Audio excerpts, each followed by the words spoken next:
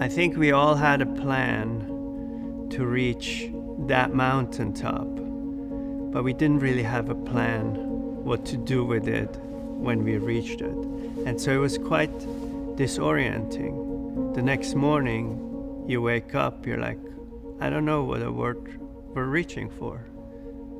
For the past 20 years, that was very clear.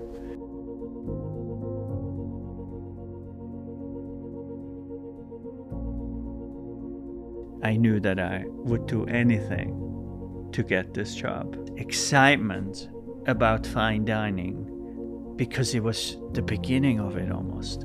It was different than in Europe. In Europe already it kind of felt a little bit stale and old maybe. And here in California, people were like super hyped about fancy dinners and products and artisans and farming and cheese making, all this stuff. And then we went to San Francisco, and they kind of continued going to the different restaurants, to the markets.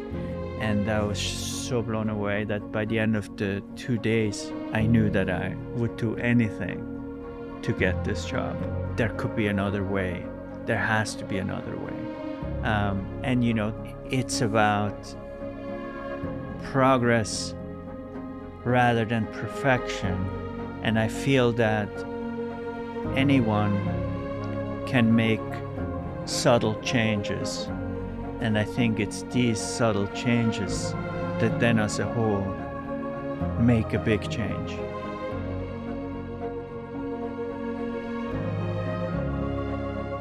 We decided that we wanted to only serve vegetables, and creatively that was really exciting for me, because I always felt that chefs that worked well with vegetables were always the most impressive to me, because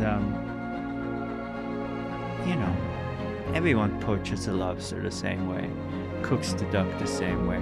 The meal is more poetic, it's more creative, it's more unpredictable. It's a new language. It's a new language of fine dining.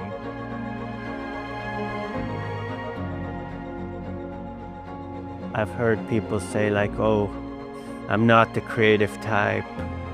That's not really my strength. And I think that is just an excuse. I think every person, every individual is extremely creative.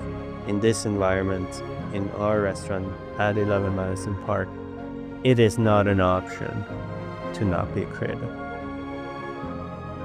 Anyone in the kitchen or in our industry really has an equal chance. It's basically what you put in, you get out. And so I was willing, you know, to put in a lot.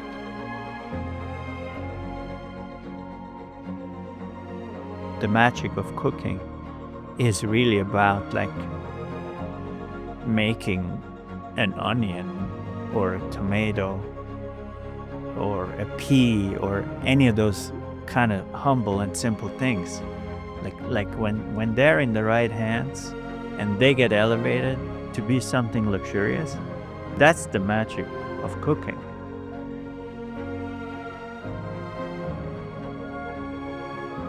In the end of the day, cooking is very much a craft.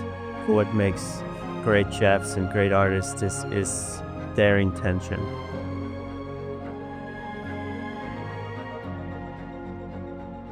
I think that's the problem with this world. I think we need to celebrate anything, any small change.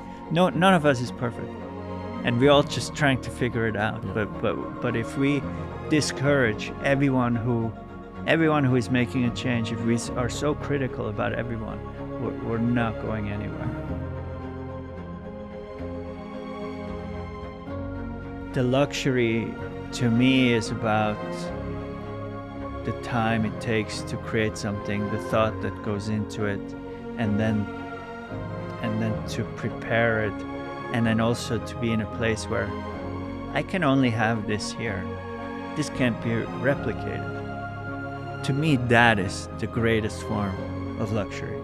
Bring me to a place where I can have something that I can only have in this place.